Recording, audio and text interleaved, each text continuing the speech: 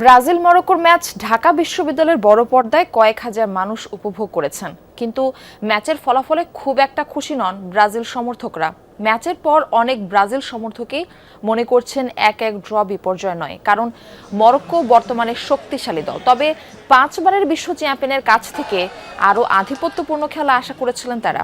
সমালোচনায় উঠে এসেছে মাঝ মাঠের দুর্বলতা। অনেক সমর্থক বলছেন ব্রাজিল বারবারই বল হারিয়েছে, সামাল দিতে পারেনি মরক্কোর পেসিং।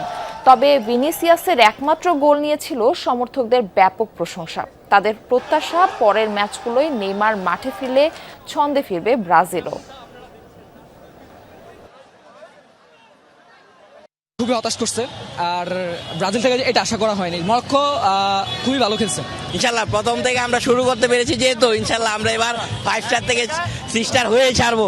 যারা বলতেছে যে ব্রাজিল ড্র করছে, তাদের উদ্দেশ্যে বলতে চাই যে ব্রাজিল যদি র্যাঙ্কিংয়ে 6 নম্বর, মরক্কো 7 নম্বর, তো এখানে ড্র হওয়াটা কিন্তু স্বাভাবিক। যতটুকু আশা করেছিলাম হয়তো একটু কম হয়েছে। আমরা চেয়েছিলাম যে আমরা বিজয় নিয়েই ফিরবো, যেহেতু ড্র হয়েছে খেলা। আগামীতে নেক্সটে ইনশাল্লাহ ভালো হবে।